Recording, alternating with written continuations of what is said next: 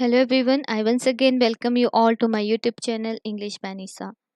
So students, in this video we are going to discuss degree semester 2 first unit vocabulary, that is oxymoron and hyperbole, which you have in your English textbook. So before solving the exercises of this oxymoron and hyperbole, let us know about what are oxymoron and hyperbole. So first of all, let's know about the oxymoron. It is a figure of speech. An oxymoron is a sentence or phrase which two opposite or contradicting words, which means in single sentence you will find two opposite or contradicting words. So why we use oxymoron?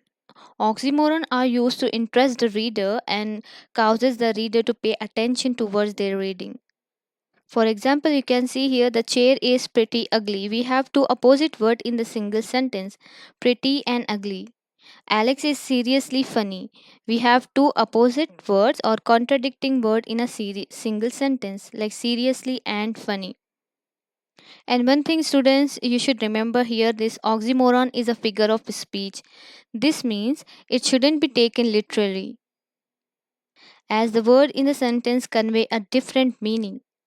For example, you can see here he is a wise fool. These two opposite wise and fool is we have in a single sentence.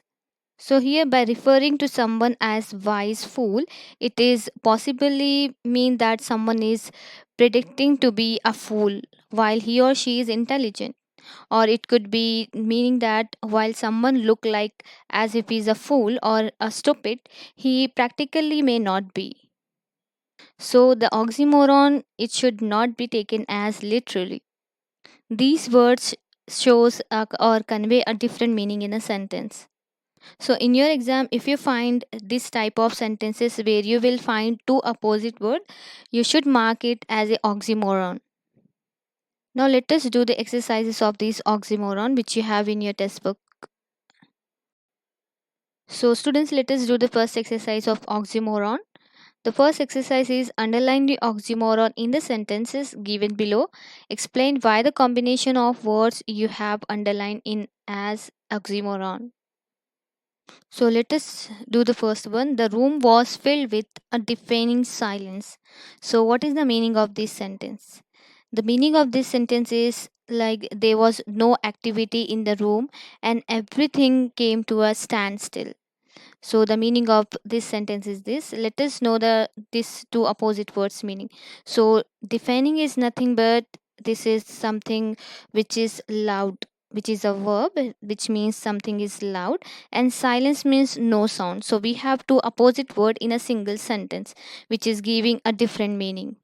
So when we combine these two opposite words, it give a different meaning, which means that everything came to a standstill.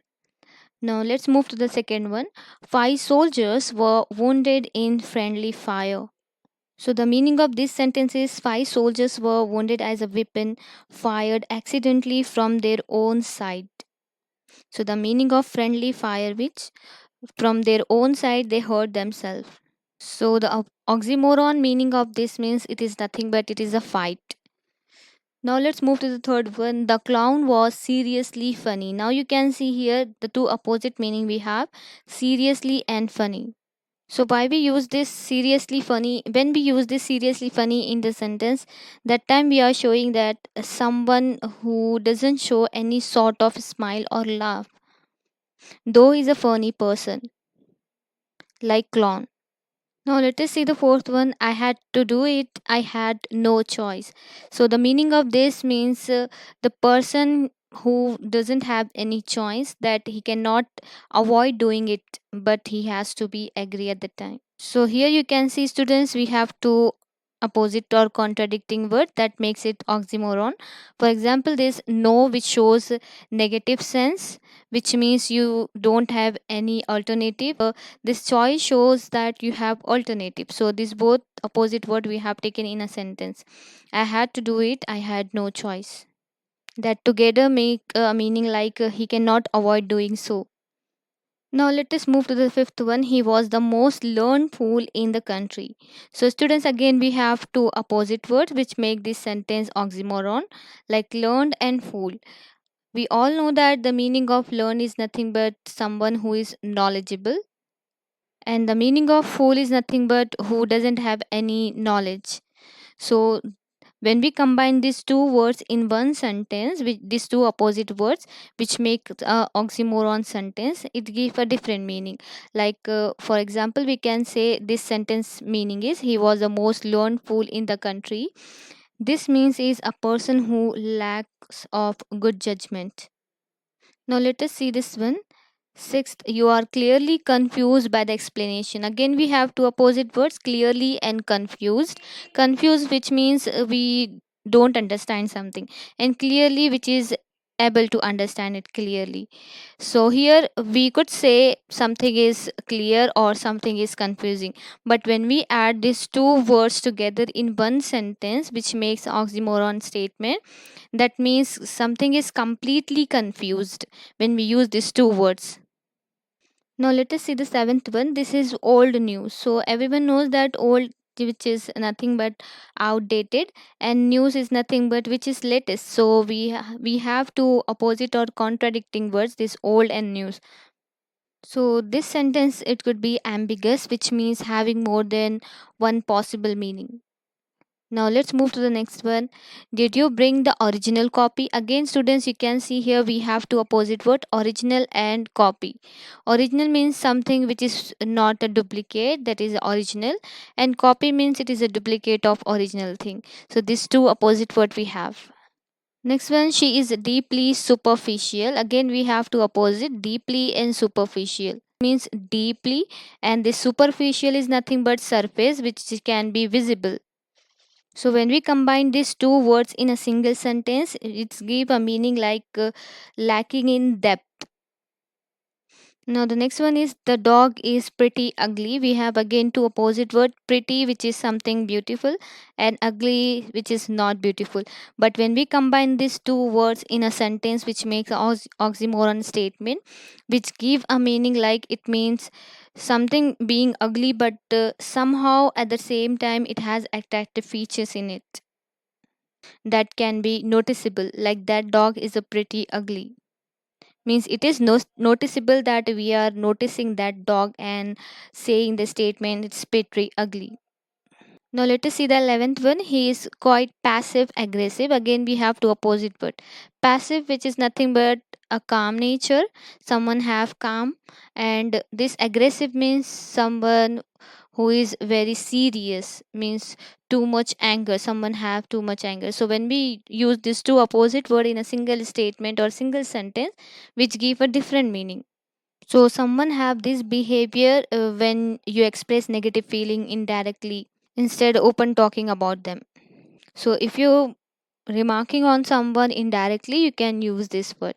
Now let's move to the next one. The tabloid printed an article on unpopular celebrities. Now celebrities the one who are famous, and unpopular means the someone who is not famous. So we have two opposite words. So when we combine these two in a sentence which gives a meaning like someone who is famous but he is hated by the people or disliked by the people.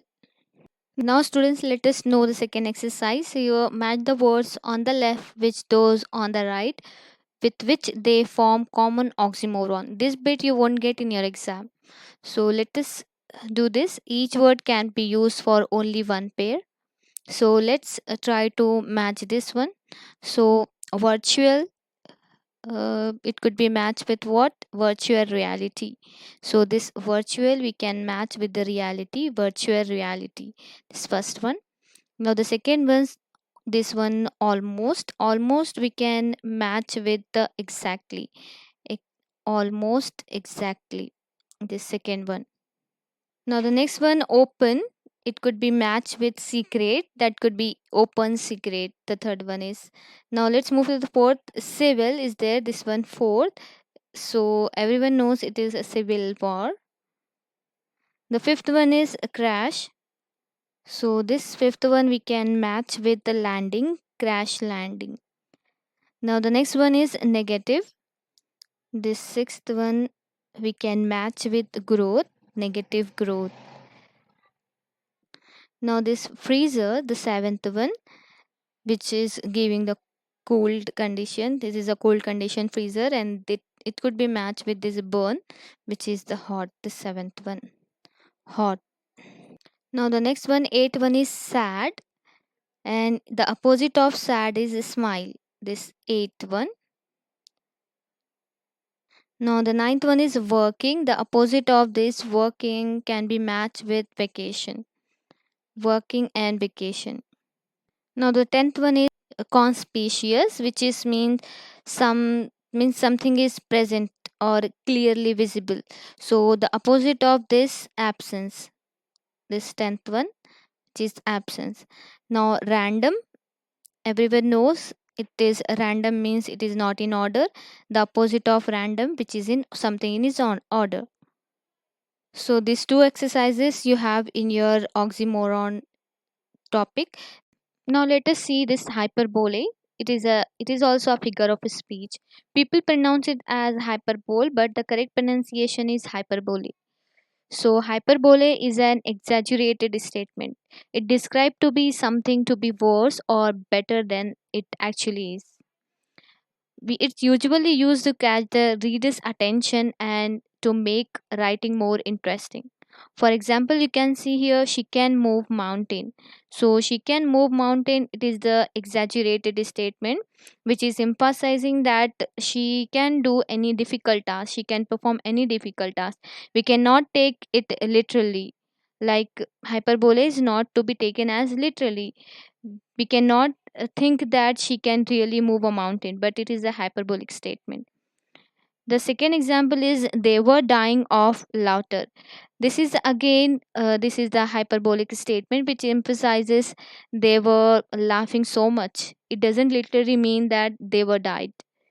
The third example is my suitcase weigh a ton.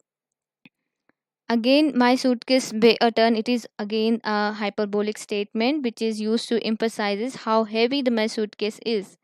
So it is a figure of speech. To highlight a point or to show the emphasizes, we use this hyperbolic statement.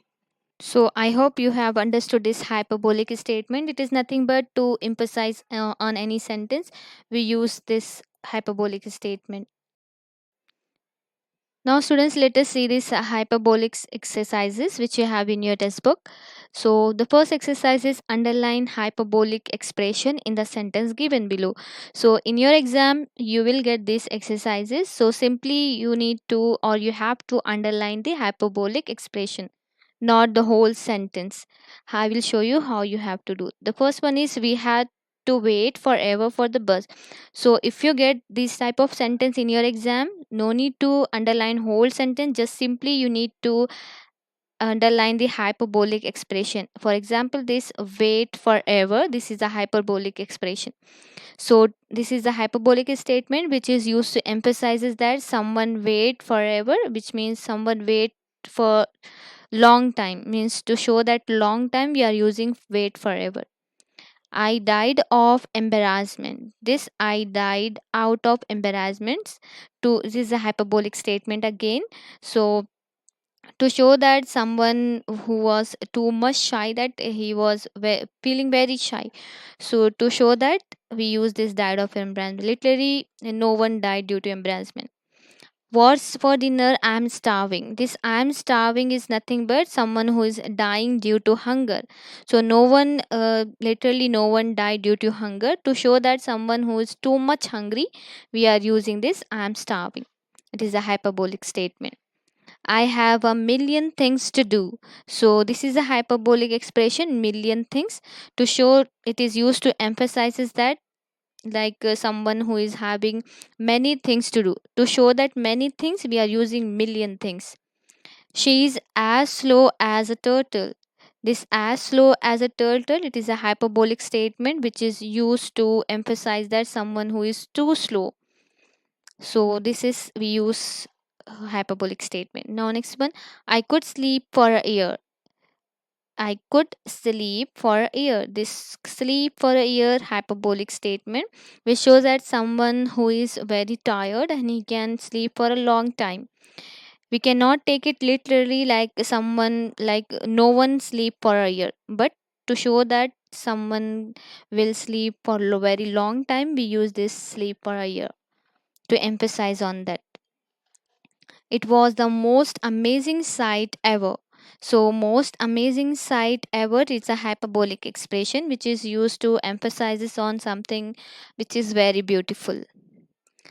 Next one, eight one. I'm so hungry I could eat a horse. Again, I could eat a horse. This I could eat a horse. It is a hyperbolic expression which is used to emphasize is that someone who is too hungry and he could eat anything, to show that anything we are using he could eat a horse. Literally it doesn't mean that someone who is hungry who will eat a horse. No one will eat a horse. So to emphasizes someone he is too hungry and he could eat anything, we use this hyperbolic statement. Now the next one is I can't live without him. Again, it is this whole sentence is a hyperbolic statement. So which is used to emphasizes that we are means we love someone too much. We cannot live without him. Literally doesn't mean that we will not live without someone. It is used to emphasizes we are too much attached to someone. We use this one. That lecture went on forever. I was bored to death. We have two hyperbolic statement in this sentence, went on forever and bored to death. So went on forever, it is nothing but which is used to emphasizes that something taken place for very long time, and bored to death means someone who is bored very much. No one means no one died due to boredness.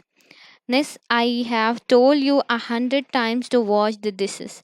This usually say by the mothers to the children, to the especially to the girls, that I have told you 100 times to wash the dishes, wash the clothes. So this 100 times it is a hyperbolic statement. Told you 100 times. It is a hyperbolic statement which is used to emphasize that someone said something many times. To show that many times, we use this 100 times. This is the worst day of my life. Worst day we use to emphasize this. It is a hyperbolic statement to emphasize it that someone has the bad day, not good day. That is the worst day.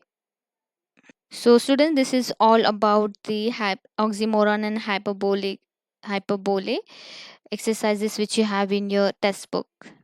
So this oxymoron is nothing but it is a figure of speech which have two opposite or contradicting words in a single sentence. When we use these two different words, two opposite word in a sentence, which give a different meaning, which will convey a different meaning.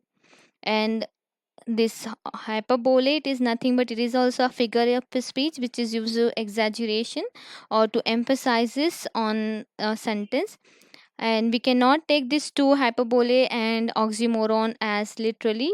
Is it shows a different meaning in a sentence. So I hope it would be helpful for you. Stay tuned for more videos and thanks for watching.